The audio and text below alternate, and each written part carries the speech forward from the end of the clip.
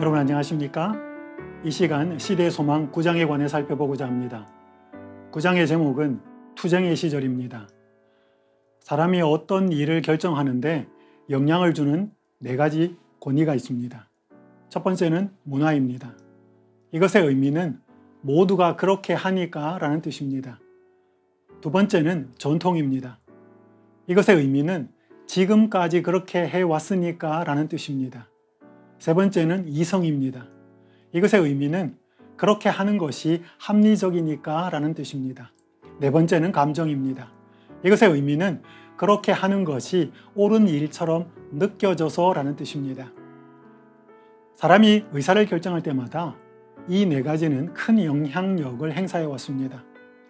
여러분은 어떤 권위에 더 많은 영향을 받으십니까? 오늘 살펴볼 시대 소망 9장은 예수님의 공생애 이전에 그분의 유년과 소년 시절, 청년 시절에 그 사회를 지배하고 있었던 한 권위가 있었는데 그것이 전통이었다라고 설명하고 있습니다. 당시 유대 사회에는 이전부터 내려오던 많은 규칙들과 규례들이 있었습니다. 그것들은 사회 관습을 형성하였고 사람들의 삶 전체를 지배하고 있었습니다. 종교 지도자들이 규칙들을 만든 것은 하나님의 율법을 더 잘 지키기 위한 선한 의도에서 시작되었습니다. 하지만 시간이 지나면서 본질은 흐려졌고 급기야 그들은 하나님의 법과 충돌하게 되었습니다. 그럼에도 불구하고 사람들은 모두가 그렇게 하니까, 지금까지 그렇게 해왔으니까 라는 암묵적인 동의하에 맹목적으로 전통들을 따라갔습니다. 하지만 예수님은 유년 시절부터 달랐습니다. 그분의 의사결정에 가장 큰 영향을 준 권위는 하나님의 말씀이었습니다. 예수님이 12살 때 예루살렘에 다녀온 후부터는 그 원칙이 더 확고해졌습니다. 이런 예수님에게 장로들은 전통을 지킬 것을 강요하였습니다. 그때마다 예수님은 자신이 그렇게 해야 하는 성경적인 근거를 요구하셨습니다. 랍비들은 당황했습니다. 그런 아이가 이전에는 없었기 때문입니다. 처음에는 당황했지만 나중에는 화가 났습니다. 자신들의 권위에 예수님이 굴복하지 않자 그들은 마리아와 요셉을 찾아가서 예수님을 제지해 줄 것을 요구하였습니다. 종교 지도자들의 그러한 요구는 예수님의 가족 안에서 큰 갈등을 불러일으켰습니다. 요셉의 전처에게서 태어난 예수님의 손위 형들은 랍비들의 편을 들었습니다. 그들은 랍비들의 가르침도 하나님의 명령처럼 유념해야 한다고 주장했습니다. 심지어 그분의 형들은 그들의 교훈을 하나님의 말씀보다 더 높일 때도 있었습니다. 형들을 사랑하고 그들에게 친절했던 예수님이지만 그들의 요구를 다 따를 수가 없었습니다. 그때마다 예수님은 자신이 그렇게 해야 하는 성경적인 요구를, 성경적인 근거를 요청하셨습니다. 자신들의 힘으로 동생을 다룰 수 없게 된 형들은 분노했고 예수님을 위협하고 협박했습니다. 그분을 멸시하고 조롱하기까지 했습니다. 아마 이런 말들을 했을 것입니다. 그래, 너 잘났다. 너가 성경을 알면 얼마나 알아. 너가 평생 동안 율법을 연구한 랍비들보다 더 똑똑하단 말이야? 너는 뭐가 그렇게 잘나서 그분들의 말을 안 들어? 예수님의 형들은 분명히 이런 가시돋친 말로 그분의 마음에 상처를 주고 아프게 했을 것입니다. 시대소망 87페이지는 이렇게 말씀합니다. 그들은 그분의 행동을 이해할 수 없었다. 예수님의 형제들은 그분을 전혀 이해할 수 없었습니다. 어둠이 어떻게 빛을 이해할 수 있었겠습니까? 땅이 어떻게 하늘을 이해할 수 있었겠습니까? 그럼에도 불구하고 그들은 계속 예수님에게 자신들이 따르던 당시의 사회적인 전통을 지키라고 요구하였습니다. 심리학에 동조 현상이라는 것이 있습니다. 동조란 실제나 혹은 상상에서 발생한 다수의 압력으로 인해 개인이 다수가 기대하는 대로 생각이나 행동을 바꾸거나 자발적으로 따라하는 현상을 가리킵니다. 쉽게 말하면 사람들이 다른 사람을 따라서 사는 삶을 의미합니다. 몇 년 전 대한민국의 겨울 거리에는 2부류의 사람이 있었다고 할 정도였습니다. 롱패딩을 입은 사람과 롱패딩을 입지 않은 사람. 사람들이 유행을 따라가는 심리를 동조 현상으로 설명할 수 있습니다. 모두가 예스 할 때 노 하지 못하는 것도 동조 현상 때문입니다.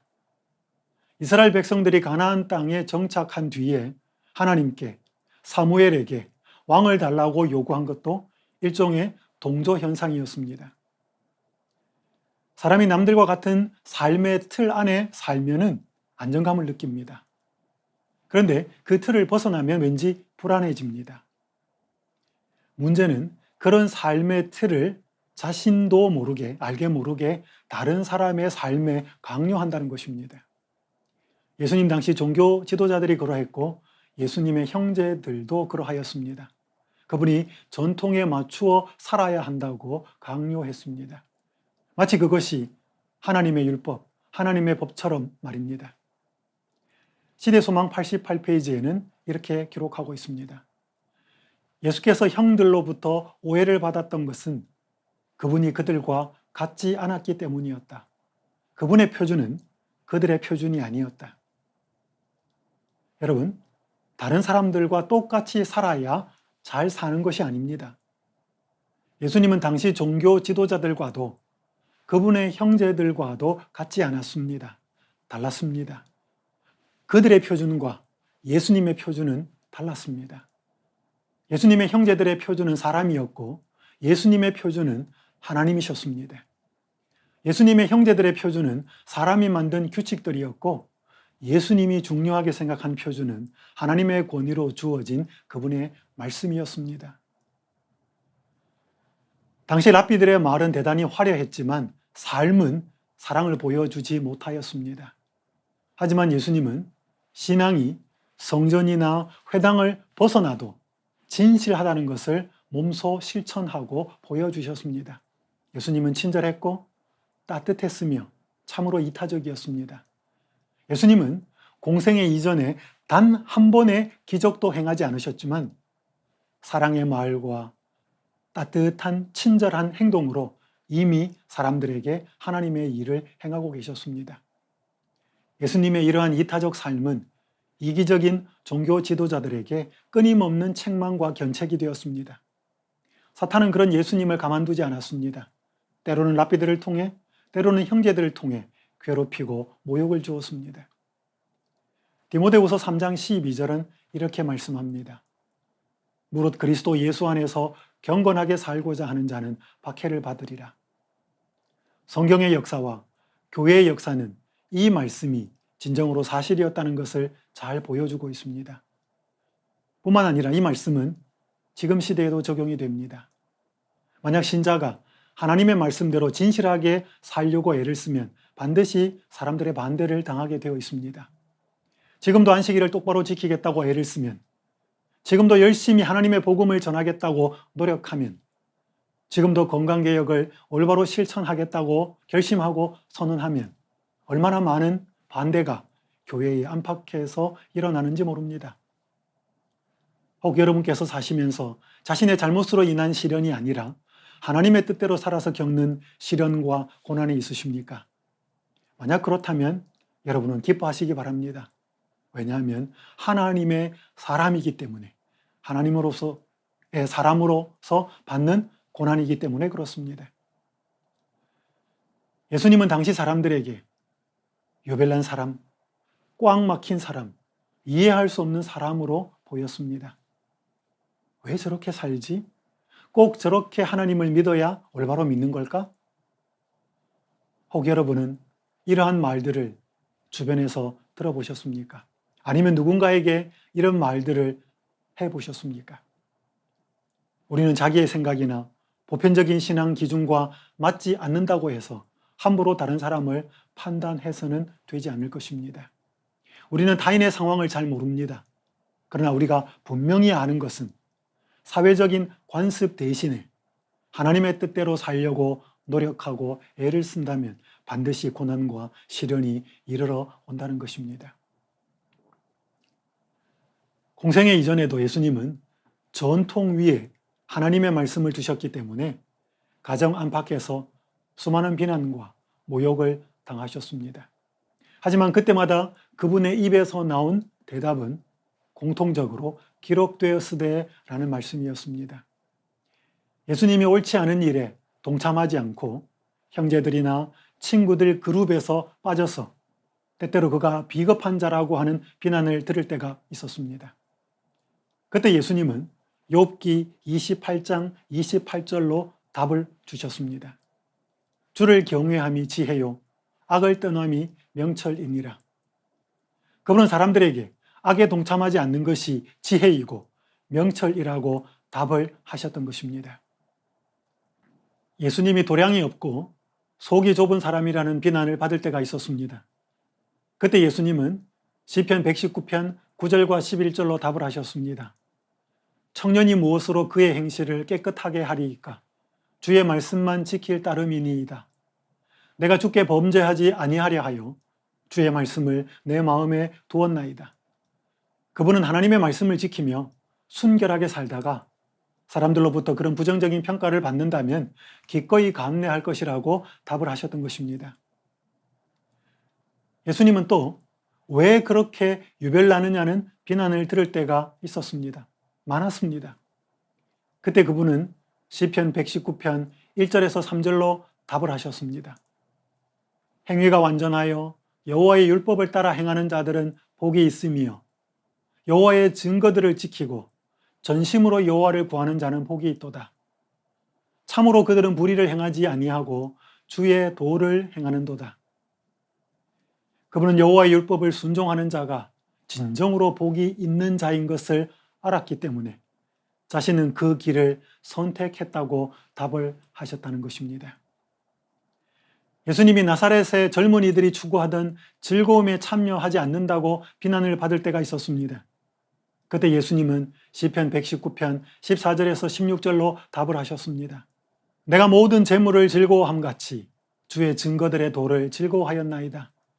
내가 주의 법도들을 작은 소리로 읊조리며 주의 길들에 주의하며 주의 율례들을 즐거워하며 주의 말씀을 잊지 아니하리이다. 그분은 자신이 추구하는 기쁨은 세상 쾌락이 아니라 하나님의 말씀이 주는 하늘의 즐거움이라고 답을 하셨던 것입니다. 여러분 한번 생각해 보시기 바랍니다. 사람들이 이러한 대답을 예수님으로부터 들었을 때 어떠한 생각이 들었을까요? 뭐야? 왜 쟤는 자꾸 성경 구절들만 이야기해? 아마 너무 답답했을 것 같지 않으십니까? 그런데 우리가 다시 한번 곰곰이 생각을 해본다면 이보다 더 옳고 분명한 대답이 어디에 있었을까라고 하는 생각이 듭니다. 예수님에게는 어떻게 이런 일들이 가능했을까요? 우리가 먹는 것이 우리다라고 하는 문구가 있습니다. 우리가 먹는 것이 몸의 상태를 결정합니다. 그것처럼 우리가 눈으로 보고 읽고 듣는 모든 것들이 마음의 상태를 결정하기도 합니다. 예수님이 그토록 빠르게 적재적소의 성경 구절들을 인용하여서 말씀하실 수 있으셨던 것은 그만큼 그분의 생각에 수많은 성경 말씀들이 들어 있었다는 의미입니다. 이것이 마지막 때를 살아가는 우리가 예수님에게서 본받아야 할 중요한 모습 중에 하나입니다. 우리는 시험을 당할 때에 어떻게 대처를 하고 있나요? 우리는 무슨 말을 제일 먼저 내뱉고 있나요? 우리가 난처한 상황에 직면할 때마다 무슨 방법이 우리에게는 가장 먼저 떠오르고 있나요? 여기에 대한 해답은 우리의 내면이, 우리의 생각이, 우리의 마음이 무엇으로 가장 많이 채워져 있느냐에 따라서 달려 있습니다. 제가 종말론적 사건 위주의 무서운 책이 아니라 그 너머에 계신 사랑의 예수님을 올바로 보게 해달라고 기도하면서 최근에 요한계시록을 다시 읽기 시작했습니다. 그때 제 눈에 요한계시록 1장 5절 6절이 들어왔습니다. 이렇게 말씀합니다. 우리를 사랑하사 그의 피로 우리 죄에서 우리를 해방하시고 그의 아버지 하나님을 위하여 우리를 나라와 제사장으로 삼으신 그에게 영광과 능력이 세세토록 있기를 원하노라. 아멘. 이 구절은 하나님께서 계시를 주시기 전에 계시를 주시는 분이 자신의 피로 우리를 해방하셨고 그분이 이루신 과거의 일이죠. 우리를 나라와 제사장으로 삼으신 현재 그분이 주신 우리의 귀한 사명이죠. 이렇게 하신 사랑의 하나님이 바로 그분이라는 사실을 분명히 보여주고 있습니다. 이 구절들은 요한계시록이 종말론적인 사건을 중심으로 기록된 책이 아니라 바로 그 사건들을 붙들고 계시고 인도하고 계시고 역사하시는 사랑의 예수님 중심이라는 사실을 분명히 보여주고 있습니다. 저는 이 말씀을 읽으면서 그분이 저의 인생도 그렇게 사랑으로 붙들고 계신다는 확신이 들었습니다. 성경 말씀을 읽으면서 참으로 힘을 얻는 시간을 갖게 되었습니다. 사랑하는 성도 여러분, 우리가 세상의 관습과는 다른 하나님의 방식으로 살고자 애를 쓴다면 반드시 고난을 당하게 될 것입니다. 하지만 두려워하지 마시기 바랍니다. 그때마다 우리는 하나님의 말씀으로 승리할 수 있기 때문입니다. 우리 스스로의 힘으로는 그렇게 하기가 쉽지 않습니다. 그러나 우리의 곁에는 그렇게 사신 분이 계십니다. 그분이 우리의 곁에 계십니다. 이 예수님께 우리의 마음을 드릴 때 우리는 그분과 함께 그 새로운 삶을, 그 멋지고 아름다운 삶을 시작하실 수 있습니다. 이런 하나님의 축복이 여러분 모두에게 함께 하시기를 간절히 바라면서 이 시간 말씀을 마치도록 하겠습니다.